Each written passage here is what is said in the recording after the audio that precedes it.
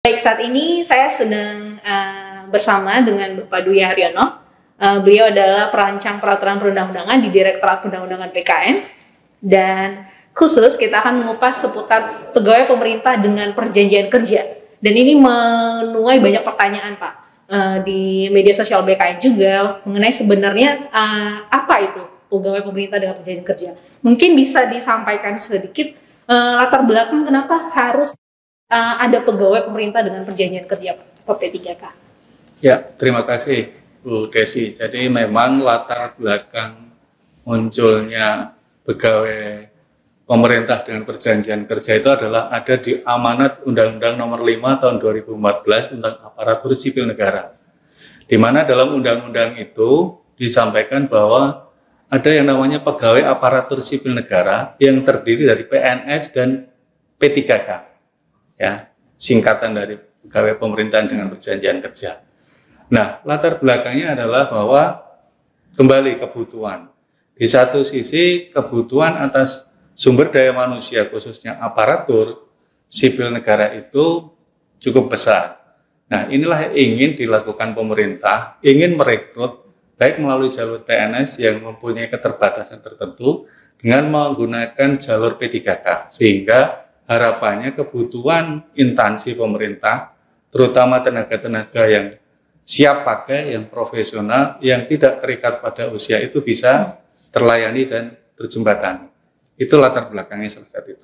Nah, ini yang mungkin menjadi pertanyaan banyak orang, Pak. Sebenarnya perbedaannya dengan pegawai negeri sipil itu apa, Pak? Secara umum memang perbedaannya tidak banyak sebenarnya, tetapi kalau dari sisi persamaan sendiri kan sama-sama tadi saya sampaikan adalah sama-sama pegawai aparatur sipil negara. Yang hanya karena pengertian pegawai aparatur sipil negara, maka yang bisa mengizin hanya warga negara Indonesia. Di luar itu tidak boleh. Tetapi perbedaannya adalah salah satunya adalah terkait dengan posisi yang akan diisi. Bahwa untuk PNS itu dia memang diangkat untuk menduduki suatu jabatan pemerintah. Nah, P3K itu juga akan mengisi jabatan pemerintah, tetapi posisinya adalah dalam rangka menjalankan fungsi dan tugas pemerintah. Jadi dia tidak posisinya duduk dalam jabatan dalam pengertian bahwa dia akan mempunyai karir segala itu tidak. Itulah perbedaannya. Kemudian perbedaan yang lainnya adalah terkait juga dengan hal yang krusial adalah karena ini sifatnya semacam percepatan untuk memenuhi kebutuhan dari pegawai ASN, maka posisi pengangkatannya pun mekanismenya juga beda. Kalau PNS ada yang namanya masa percobaan selama 1 tahun, yang dimaknai adalah di situ yang bersangkutan akan dilakukan atau dilatih dengan pelatihan dasar untuk bisa siap dalam jabatan itu. Tetapi kalau P3K yang bersangkutan itu justru langsung diangkat dalam jabatan itu tanpa melalui masa percobaan. Karena tadi mereka memang diharapkan betul-betul sudah profesional, sudah betul-betul sudah kompeten dalam jabatan yang diisi oleh yang bersangkutan. Itulah yang perbedaan yang sebenarnya justru kalau saya lihat itu justru menunjukkan keuntungannya kalau kita masuk lewat jalur P3K. Ya, karena apa? Contoh misalnya, ketika seorang calon pegawai negeri sipil sebelum diangkat PNS, ada masa sekitar 1 tahun. Dia hanya akan diberikan gaji 80%. Sedangkan P3K, begitu yang bersangkutan diangkat menjadi P3K, maka akan dibayar 100% gaji pokoknya.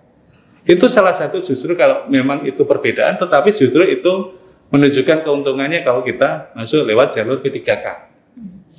Nah, mungkin peruntukan jabatan yang dapat diisi oleh P3K ini mungkin bedanya dengan pegawai negeri sipil ini apa? Nah, perbedaannya tadi saya sampaikan, tidak ada 3 klaster jabatan yang bisa diisi oleh P3K. Yang klaster pertama itu adalah jabatan fungsional tertentu atau kemudian juga jabatan pimpinan tinggi. Jadi jabatan pimpinan tinggi khususnya untuk utama dan madya itu bisa diisi P3K tanpa harus mulai dari start nol sebagai calon PNS. Bayangkan kalau seorang PNS ingin duduk di jabatan pimpinan tinggi, dia harus mulai start dari bawah. Tapi P3K tidak. P3K justru bisa melamar langsung ke jabatan pimpinan tinggi itu. Kemudian klaster ketiga itu yang saat ini belum ada adalah ada ruang nanti ada jabatan-jabatan yang ditetapkan oleh Kementerian PAN yang dapat diisi P3K untuk mengisi jabatan-jabatan yang bukan jabatan struktural, tetapi menjalankan fungsi manajemen pemerintahan. Nah, ini ada 3 klaster. Nah, klaster yang pertama dari yang jabatan fungsional, ini sudah ada Peraturan Presiden Nomor 38 Tahun 2020. Dari sekitar 240 lebih jabatan fungsional, di Peraturan Presiden Nomor 38 Tahun 2020 itu ada 147 jabatan fungsional yang bisa diisi oleh P3K. Ya, dan memang ini memang perbedaan dengan PNS, tetapi kembali bahwa ada keuntungan justru kalau kita posisinya bisa, ibarat kita bisa percepatan untuk duduk dalam suatu jabatan. Ya, bayangkan kalau misalnya seorang calon PNS untuk diangkat dalam jabatan fungsional saja, dia harus melalui proses calon PNS. Kemudian baru diangkat dalam jabatan fungsional ini. Kalau P3K tidak, P3K itu justru begitu mereka melamar misalnya jabatan fungsional guru, begitu diangkat, dia sudah langsung ke posisi guru. Ya, tidak, bahkan sudah bisa diberikan tunjangan fungsionalnya kalau memang dia sudah memenuhi persyaratan.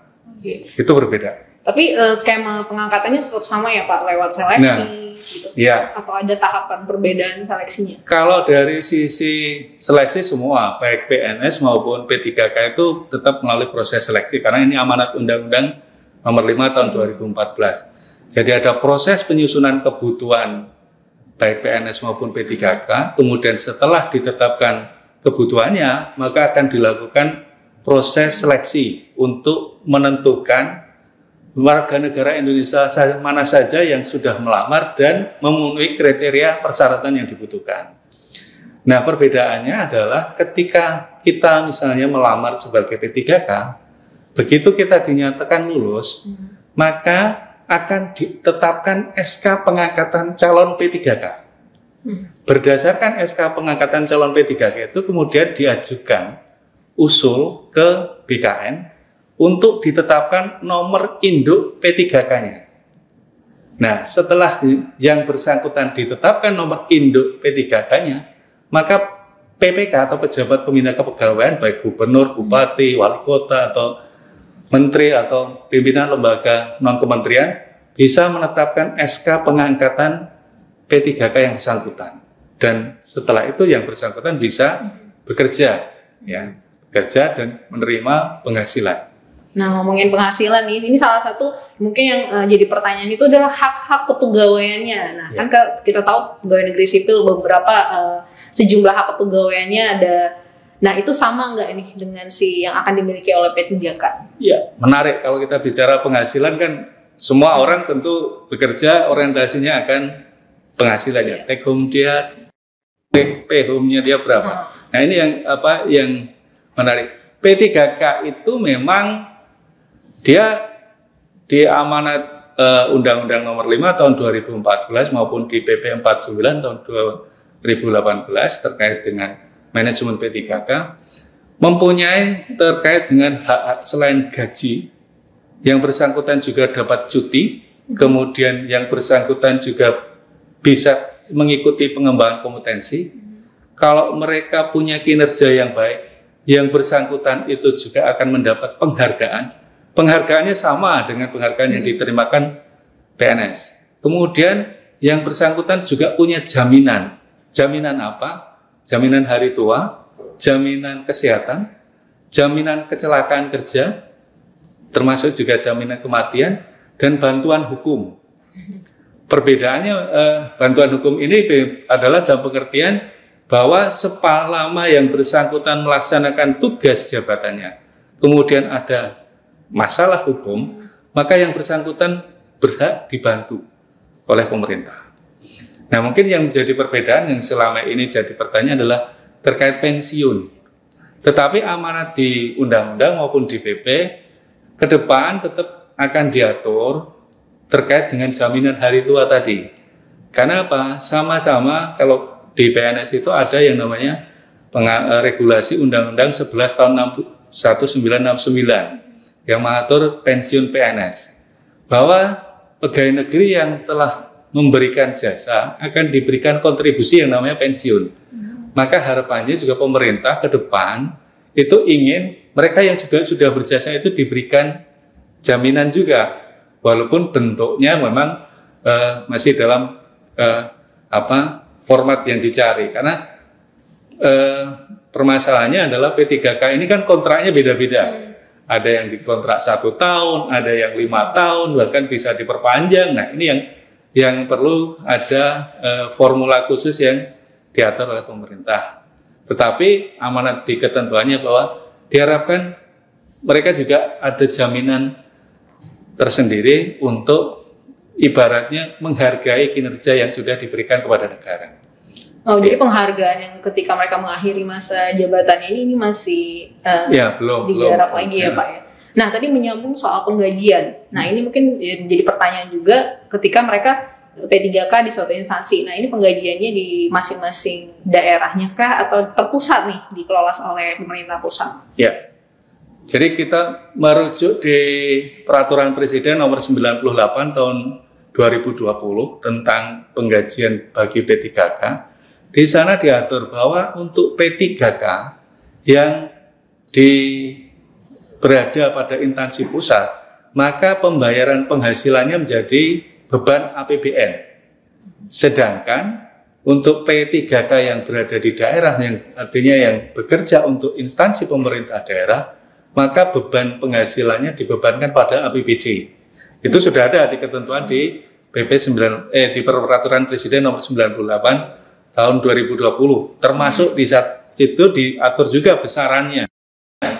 Jadi ada mekanisme pembayarannya, ada mekanisme bayaran, kemudian berapa besaran yang diterimakan setiap P3K.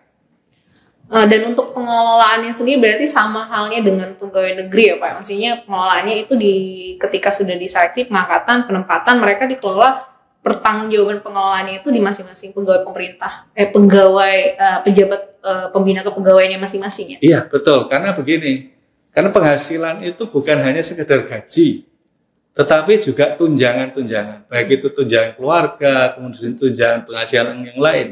Contoh misalnya, kalau di instansi pusat ada istilah tunjangan kinerja, maka diharapkan P3K itu juga mendapat hak yang sama, karena dia punya pekerjaan, punya tugas yang tidak jauh berbeda dengan PNS. Kemudian kalau di daerah ada insentif untuk PNS daerah, maka diharapkan di kontrak itu juga yang bersangkutan P3K juga akan diberikan insentif juga. Maka ketika pada saat penandatangan perjanjian kerja antara pejabat pembina kepegawaian dengan P3K itu di situ clear, sudah harus disebutkan berapa dia terima gajinya, berapa dia terima tunjangannya. Itu sudah tegas harus disebut di situ, sehingga sejak awal P3K itu tahu berapa yang akan diterima. Ya, dia tidak usah nyari regulasinya, baca peraturannya, dia sudah tahu. Karena dia sejak awal, dia sudah tahu ini yang akan dia terima dari negara ke atas kinerja dia. Ya. Nah, dan terakhir mungkin ya, soal masa kontrak kerja. Nah, ini kan minimal 1 tahun, maksimal 5 tahun, dan mungkin ini yang mengkhawatirkan justru bagi mereka yang mungkin ingin melamar menjadi P3K, seolah-olah dia Pak ya, lebih kayak bagaimana mereka ketika mau perpanjang kontrak kerjanya, apakah hanya minimal 1 tahun atau setelah 5 tahun mereka harus melamar kembali jadi P3K? Ya, begini, terkait dengan masa kontrak. Sudah ada di ketentuannya di Undang-Undang 5 maupun di PP 49 itu bahwa P3K dikontrak terikat dengan masa hubungan kerja itu sekurang-kurangnya 1 tahun. Maksimalnya sebenarnya di ketentuan tidak diatur, tetapi kebijakan dari pemerintah mengikuti penyusunan kebutuhan PNS per 5 tahun, maka maksimalnya 5 tahun. Ada ketentuan di Peraturan Menpan Nomor 70 Tahun 2020. Ya, jadi masa hubungan kerjanya sekurang-kurangnya 1 tahun, paling lama 5 tahun. Nah, bagaimana dengan perpanjangannya? Kembali perpanjangan itu kembali kepada esensi dari P3K. P3K itu direkrut adalah untuk memenuhi kebutuhan sumber daya manusia di instansi pemerintah. Ya, artinya kalau memang instansi pemerintah masih membutuhkan yang bersangkutan, maka instansi pemerintah bisa memperpanjang. Nah, bagi P3K sendiri tentu saja juga tidak hanya sekedar kebutuhan yang akan diisi, tetapi juga kinerjanya. Ketika kinerjanya baik, tentu pemerintah, pejabat pembina kepegawaiannya ingin mempertahankan, maka dia bisa diperpanjang. Nah, permasalahannya tadi yang ditanyakan adalah, apakah mulai proses seleksi? Sebenarnya tidak. Proses seleksi itu kalau yang bersangkutan kemudian melamar atau ingin pindah ke jabatan lain atau pindah unit kerja. Karena tidak ada istilah mutasi P3K. Mereka sejak awal melamar untuk mengisi jabatan tertentu di unit kerja tertentu. Sehingga ketika mereka pindah jabatan, maka mereka harus melalui proses seleksi lagi. Karena jabatan yang dilamar beda. Nah, itulah ya. Itu terkait dengan mekanisme perpanjangannya. Jadi kembali kinerjanya bagaimana? Kemudian kebutuhan dari sisi instansi pemerintah, kebutuhannya seperti apa? Ya, contoh saya gambarkan misalnya pemerintah punya proyek misalnya bangun jalan tol. Diprediksi pembangunan jalan tol itu 4 tahun selesai. Maka direkrut misalnya arsiteknya atau dari teknik sipilnya untuk insinyur untuk ngisi misalnya dia teknisi jembatannya. Mau membuat jembatannya seperti apa? Direkrut. Begitu sudah selesai proyeknya 4 tahun, sebenarnya kan sudah selesai. Kebutuhan pemerintah sudah selesai, dia sudah tidak butuh tenaga itu lagi. Tetapi kalau misalnya kemudian ternyata ada proyek yang lain, ya, yang masih di bawah instansi itu, sebenarnya pemerintah bisa saja memperpanjang. Tetapi kalau sudah tidak dalam jabatan tadi teknisi jembatan, dia mau ke jabatan lain harus tetap proses seleksi. Seperti itu, ya. Tapi kembali kalau teknisi jembatannya kinerjanya juga tidak beres, baru bangun aja jembatannya sudah ambrol, tentu pemerintah juga pikir-pikir akan memperpanjang, tunggu dulu. Ya, itulah. Nah, mungkin kalau yang ini, kalau misalnya nih, saya P3K, lalu masa kontrak saya sudah selesai. Nah, saya bisa melamar jadi CPNS nggak? Nah, ini yang pertanyaan yang sering. Kalau sudah selesai. Sama, kalau melamar itu boleh, tetapi kembali ketentuannya. Jadi regulasi yang mengatur pengangkatan atau pengadaan calon pegawai negeri sipil itu, bahwa usia serendah-rendahnya 18 tahun, setinggi-tingginya 35 tahun.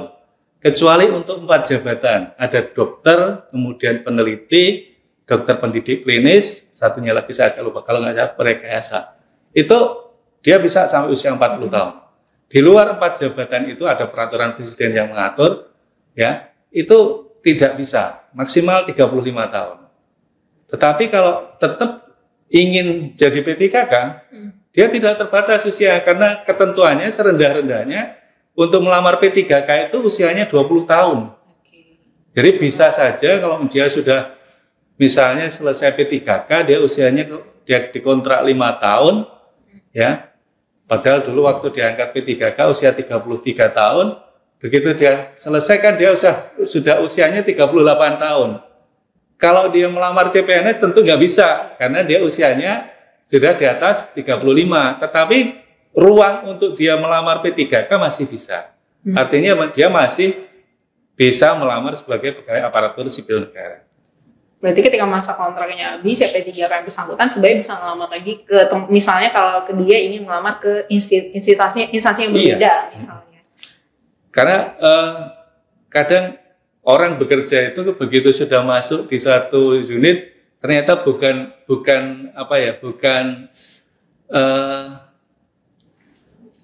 hatinya tidak sesuai, ya, bukan jiwanya ke situ. Maka kadang pengen pindah jabatan, boleh, ya, boleh pindah jabatan, boleh. Tapi dia harus tetap melalui proses seleksi, karena memang amanatnya di undang-undang pengadaan pegawai aparatur sipil negara itu tetap melalui proses seleksi. Oke. Ya. Mungkin sebagai penutup Pak, kita bisa katakan PNS dan P3K itu sebenarnya sama, setara. Ya. Mereka sama-sama aparatur sipil negara, hanya ada perbedaan mungkin di unsur-unsur hak kepegawaiannya, mungkin pengaturan skema kerjanya antara PNS dan P3K mungkin bisa disimpulkan ke kita garis besar pengelolaan perbedaan P3K dan PNS. Ya, tadi memang hampir sama, saya bilang tidak bisa 100% sama. Contoh misalnya hak cuti, ya, hak cuti P3K itu sama, dia dapat hak cuti tahunan, dapat hak cuti sakit, hak cuti melahirkan, tetapi dia tidak punya hak cuti di luar tanggungan negara. Karena apa? Karena hak cuti tanggungan negara itu bisa diberikan selama 3 tahun. Nah, bisa dibayangkan kalau misalnya P3K dikontrak 1 tahun, tapi dia minta cutinya 3 tahun. Nah, itu makanya tadi saya sampaikan tidak bisa 100% sama. Ada beberapa hal yang agak beda. Tetapi bukan kemudian itu mengurangi bahwa yang bersangkutan tidak punya hak. Tetap dia punya hak. Ya, hak cutinya masih ada. Ya, pengembangan karir yang walaupun dia hanya dikontrak 1 tahun, itu tetap pemerintah punya kewajiban mengembangkan karir, bukan pengembangan karir, pengembangan kompetensi, pengembangan kompetensi. Karena apa? Ketika seorang P3K dia ditingkatkan kompetensinya, sebenarnya yang untung itu siapa? P3K atau pemerintah?